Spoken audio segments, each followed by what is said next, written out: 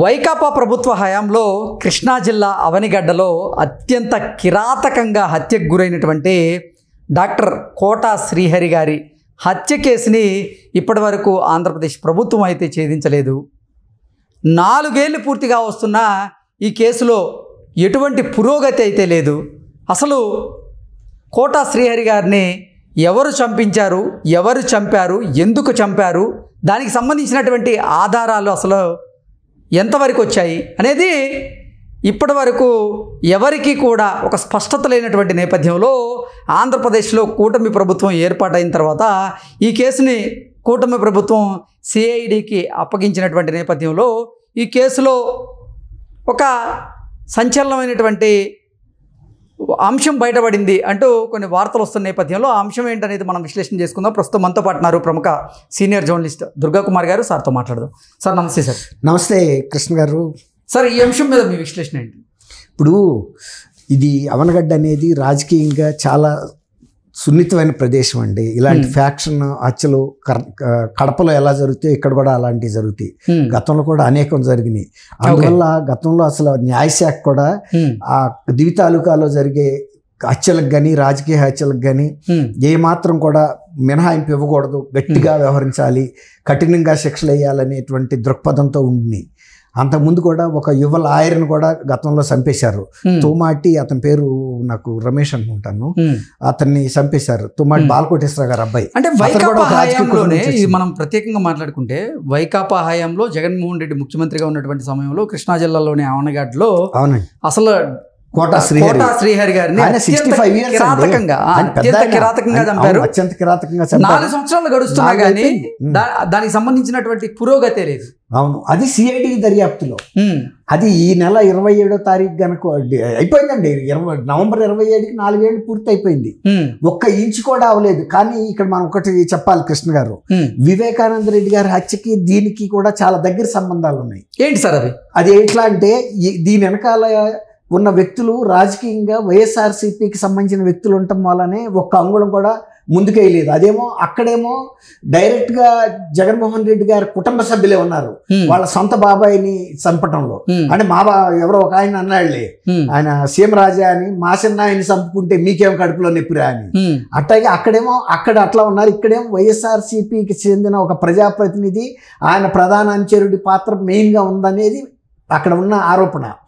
ఇంకోటి ఏంటంటే వివేకానంద రెడ్డి గారి హత్యలో కూడా నిందితులుగా ఎవరిని పెట్టడానికి ప్రయత్నించారంటే ఆయన సొంత కూతుర్ని అల్లుడినే పెట్టడానికి ప్రయత్నించారు. ఇక్కడ కూడా కోట శ్రీహరి గారి అబ్బాయిని నిందితులుగా పెట్టాలని కూడా ప్రయత్నం జరిగింది. వీళ్ళు ఈ కేసు నుంచి తప్పించుకోవడానికి. అందువల్ల నేను చెప్పింది తర్వాత పురోగతి సాగకుండా ఆగిపోవటం కూడా అదేమో 5 ఏళ్ళు దాటింది, ఇది 4 ఏళ్ళు దాటింది. రెండిట్లోనూ ఒకటే తీరుగా ఉంది. అక్కడేమో సిబిఐ విచారణ చేస్తా అక్కడ లేదు, ఇక్కడ సిఐడి కూడా ఒక ప్రతిష్టాత్మకమైన రాష్ట్ర ప్రభుత్వ దర్యాప్తు సంస్థ. డాక్టర్ కోటా శ్రీహరి గారిని అసలు ఎవరు చంపించారు, ఎందుకు చంపించారు, అసలు ఆ హత్య కేసులో ఏం జరిగింది, అసలు ఆధారాలైనా దొరికాయా లేదా, ఈ పురోగతి అసలు ఇప్పుడు వరకు ఎంతవరకు వచ్చిందంటే ఏం చెప్తారు? అసలు పురోగతే లేనప్పుడు ఇంకా మనం అసలు ఆధారాల గురించి కేవలం అది రాజకీయ హత్య కాబట్టి ముందుకెళ్ళలేదు. అదే కనుక ఏదైనా కారణాలతో హత్య జరిగింది అనుకోండి కృష్ణ గారు, విత్ ఇన్ 24 hours లో ఇవాళ ఉంటే టెక్నాలజీలో పట్టేస్తారు. తర్వాత కోట శ్రీహరి గారు ఏమి అడ్రస్ లేని మనిషి కాదు, సమాజంలో ఒక బాధ్యతాయుతమైన ఇదిలో ఉన్నాడు. ఆయనకంటూ కొన్ని రాజకీయ అనుబంధాలు కూడా ఉంటుండొచ్చు వాళ్ళ ఫ్యామిలీకి, అది పెద్ద ఫ్యామిలీయే. అయితే ఏంటంటే అది ఎప్పుడు అది 2020 నవంబర్ 27 రాత్రి జరిగింది. మరి అప్పటి నుంచి కూడా ఇవాళ ట్రాక రాలేదంటే అక్కడ అప్పుడు సిఐగా చేసినటువంటి రవికుమార్ కానీ, అక్కడ డిఎస్పీగా చేసినటువంటి మహబూబ్ బాషా కానీ, ఆ రోజు ఎస్పీగా ఉన్నటువంటి ఎం రవీంద్రనాథ్ బాబు కానీ, వీళ్ళందరి పాత్ర కూడా ఉందంటున్నారు. దీని కేసుని నీరు గార్చేశారు. అంటే ఫస్ట్ చేసే విచారణ సాగనీయకుండా అడ్డుపడిన వారిలో వీరున్నారంటారా? ఖచ్చితంగా. ఇప్పుడు సిఐడి తర్వాత విచారణ చేపడుతుంది, కానీ ఫస్ట్ చేయాల్సింది లోకల్ పోలీస్ అండి. Local police first information case report చేసేది, రికార్డ్ చేసేది, ఫస్ట్ ఇన్వెస్టిగేషన్ అంతా వాళ్ళది ఉంటుంది. వాళ్ళ రికార్డుని సిఐడి తర్వాత తీసుకుని విచారణ కొనసాగిస్తుంది. వాళ్ళే ఆ కేసుని డైల్యూట్ చేసేస్తే, నీరుగార్చేస్తే తర్వాత వచ్చే దర్యాప్తు సంస్థలకు కూడా ఖచ్చితమైన అవగాహన రాదు. రెండోది పొలిటికల్ గా గనక పైన వాళ్ళ ఆశీర్వాదం లేకపోతే ఈ కేసుని ఇన్నాళ్ళు కోల్డ్ స్టోరేజ్లో పెట్టాల్సిన అవసరం ఏముందండి? ఏమన్నా పెద్ద ఎక్కడ ఎవరో చూడకుండా జరిగింది ఏమి కాదు కదా. అవనగడ్డ టౌన్లో జరిగింది. అవనగడ్డ ఒక నియోజకవర్గ కేంద్రం, అందులో ఒక ప్రముఖ వ్యక్తి ఆయన. దీంట్లో ఎవరున్నారనేది కొద్దిపాటి విచారణ ఒక హోమ్ గార్డుగా వదిలిపెట్టినా కూడా చెప్పగలుగుతాడు ఫలానా ఫలానా వాళ్ళని. ఆల్రెడీ ఒక అవగాహనకైతే వచ్చారు. ఇందులో ఒక అక్కడ ఉన్న వైఎస్ఆర్సీపీ ప్రధాన వ్యక్తి ఎవరైతే అవనగడ్డ నియోజకవర్గంలో ఉంటాడో ఆయన అనుచరుడు ఉన్నాడనేదే ప్రధానమైనది. అందువల్ల ఈ కేసుని ఇన్నాళ్ళు పక్కన పెట్టేస్తే ఇప్పుడు మళ్ళీ ఎన్నికలైన తర్వాత మండల బుద్ధప్రసాద్ గారు గతంలో డిప్యూటీ స్పీకర్గా ఉన్న వ్యక్తి వాళ్ళ జనసేన తరపున మళ్ళీ ఎమ్మెల్యేగా ఎన్నికయ్యారు. ఆయన మళ్ళీ మొన్న లేటెస్ట్గా ఈ ప్రభుత్వం కూటమి ప్రభుత్వం ఏర్పడిన తర్వాత సీఎం గారి దృష్టికి, డిప్యూటీ సీఎం దృష్టికి తీసుకొచ్చి ఇది చాలా ప్రతిష్టాత్మకమైన కేసు, దీని మీద మీరు దర్యాప్తు జరిపించాలి, ఇంకా ఉన్నత స్థాయిలోనూ నిజాలు బయటికి రావాలి, దోషుల్ని శిక్షించాలి. అంటే కోట శ్రీహరి గారి హత్య కేసులో నిజంగా వైకాపాకు చెందిన వారు ఇన్వాల్వ్మెంట్ కనుక ఉండి అప్పుడు ఆ 4 సంవత్సరాలు ఆ కేసు కనుక ముందుకి సాగకుండా ఉంటే ఇప్పుడు నిజంగా ఆంధ్రప్రదేశ్లో కూటమి ప్రభుత్వం ఏర్పడింది కదా, ప్రభుత్వం మార్పిడి తర్వాత అయినా సరే ఈ కేసు ముందుకు కదాల్సిన అవసరం ఉంది కదా, ఎందుకు మరి ఈ కేసులో పురోగతి లేదు? ఇప్పుడు మొన్న జూలైలోనే కదండి ఆర్డర్స్. ఇప్పుడు ఈయన బుద్ధప్రసాద్ గారు ఈ గవర్నమెంట్ వచ్చిన తర్వాత కదా ఆయనకు కూడా కొంత వాయిస్ వచ్చింది. అంతకుముందు ఎంత ఆయన మొత్తుకున్నా ఎవరు వినే పరిస్థితి లేదు. ఎందుకంటే వాళ్ళ పార్టీకే, అధికార పార్టీకి చెందిన వ్యక్తుల ప్రమేయంతోనూ వాళ్ళ జోక్యంతోనే జరిగినప్పుడు వాళ్ళ మీద వాళ్ళు విచారణ ఎందుకు చేయించుకుంటారు? ఇప్పుడు మొన్న ఈ ప్రభుత్వం దృష్టికి తీసుకొచ్చిన తర్వాత జూలైలో ఖచ్చితమైన ఆదేశాలు, మళ్ళీ పోలీస్ శాఖకి పునర్విచారణ చేయండి, ఆ కేసు లోతుపాతులన్నీ బయటకు తీసుకురమ్మన్నారు. ఇప్పుడు ఈ పోలీసులు ఈ బాధ్యతలు తీసుకున్న తర్వాత ఆ కేసు రికార్డులన్నీ పరిశీలించి, కూటమి ప్రభుత్వం కొలువుదీరి కూడా 6 నెలలకు దగ్గర పడుతూ ఉంది. ఈ 5 నెలల నుంచి కూడా ఎటువంటి పురోగతి లేదంటారా ఈ కేసులో? అంటే ఇప్పుడే బయటకి చెప్పరు కదండి. ఇప్పుడు చేసినా కూడా ఇంకా 1-2 సార్లు ధృవీకరించుకోవాల్సిన అవసరం ఉంది.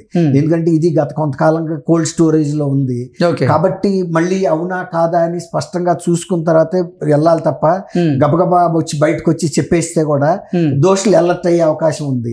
కాబట్టి వాళ్ళు సైలెంట్ గా గమనిస్తూనే వీళ్ళ గతంలో అప్పుడు జరిగిన టైంలో ఎవరి పాత్ర, అంటే అసలు హత్య జరిగిన టైంలో అప్పటి పోలీస్ అధికారులు ఈ అంటే ఆధారాలను సేకరించడంలో విఫలమయ్యారా? ఆధారాలను సేకరించలేదా? అందుకే ఈ కేసులో జాప్యం జరుగుతోందా? అంటే డెఫినెట్గా అండి.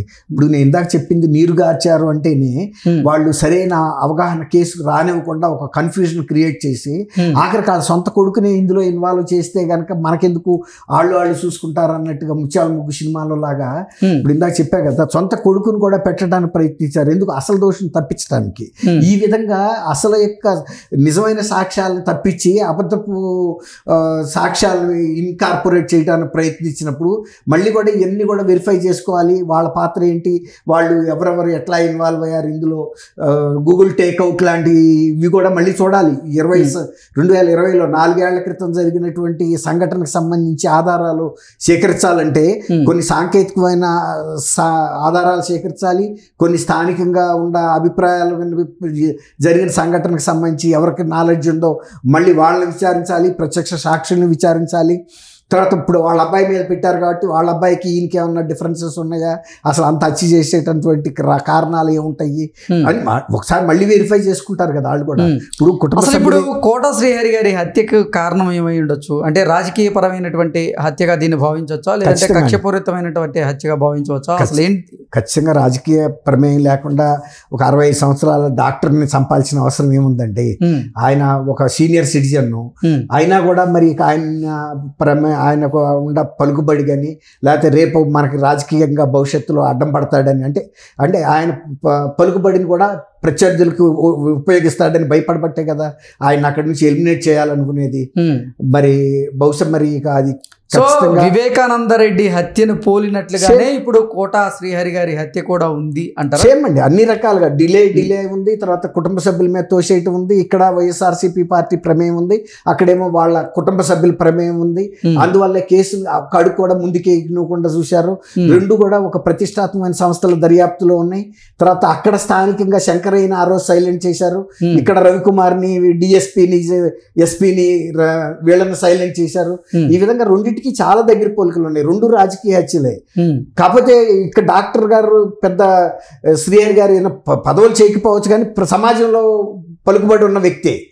కాకపోతే ఆయనలాగా మినిస్టర్ చేయకపోవచ్చు, ఎంపీ చేయకపోవచ్చు, ఎమ్మెల్యే చేయకపోవచ్చు, కానీ ప్రజల్ని ప్రభావితం చేయగలిగినటువంటి వ్యక్తి కాబట్టి ఆయన ఉనికినే వీళ్ళు సహించలేకపోయారు. ఓకే, ఆంధ్రప్రదేశ్లో కూటమి ప్రభుత్వం కొలువు తీరిన తర్వాత డాక్టర్ కోటా శ్రీహరి గారి హత్యలో తీగలాగితే డొంక కదులుతోందా అంటే ఏం చెప్తారు? ఖచ్చితంగా అండి, కదులుతుంది. ఖచ్చితంగా ఎవరైతే దాంట్లో దోషులు ఉన్నారో, ఎవరి ప్రమేయం అయితే ఉందో, ఖచ్చితంగా వాళ్ళు అరెస్ట్ కూడా అయి తీరుతారు. ఎందుకంటే అవనగడ్డ అనేది ఒక చిన్న ప్రదేశం ఏం కాదు, రాజకీయంగా చాలా చైతన్యవంతమైన ప్రదేశం. ప్రజలు కూడా సహకరిస్తారు, ప్రజలు కూడా డిమాండ్ చేస్తున్నారు.